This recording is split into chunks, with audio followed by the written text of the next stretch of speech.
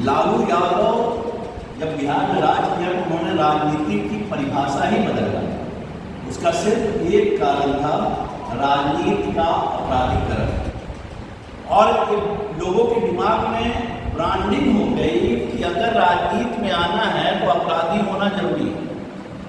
और शिक्षा से जुड़े लोग, शिक्षित लोग राजनीति की तरफ देखना छोड़ दिए।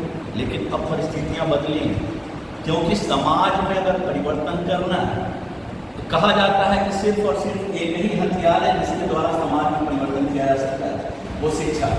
और जब शिक्षित लोग राजनीति में रुचि लेने लगेंगे उस दिन समाज में कह सकते हैं कि अतुलनीय परिवर्तन होगा।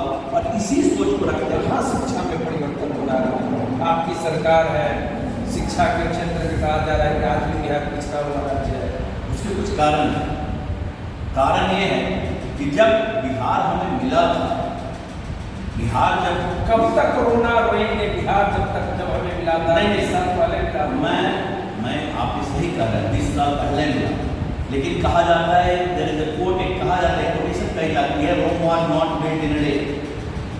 हथेली में दही नहीं जमती है, चमत्कार एक दिन में नहीं होता है।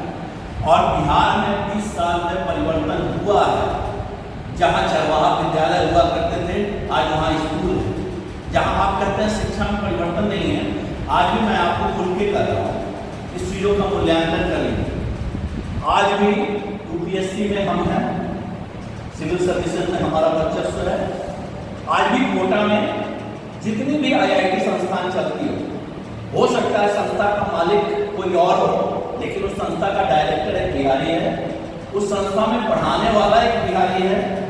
ठीक है, आज ग्रेटर नोएडा, गाजियाबाद में आप घूमते देखें, हो सकता है कोई इंजीनियरिंग कॉलेज है, उसका मालिक कोई उत्तर प्रदेश का व्यक्ति हो या उस क्षेत्र का व्यक्ति हो, लेकिन उस कॉलेज का डायरेक्टर, उस कॉलेज में मैक्सिमम टीचर, मैक्सिमम एचओडी एक बिहारी है। तो अगर शिक्षा में परिवर्तन नहीं हुआ है तो फिर हम आ कैसे रहे हैं?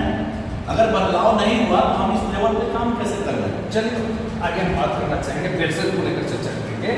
क्या देख रहे हैं अपने आप को पेंशन में आगे आने वाले दिनों में कुछ चमत्कार करेंगे? हाँ, पहली चीज़ है कि पेंशन में मैंने जो एहसास किया है, इसके लिए फिर मैं कहूँगा, आप कहेंगे कि सत्ता आपकी है।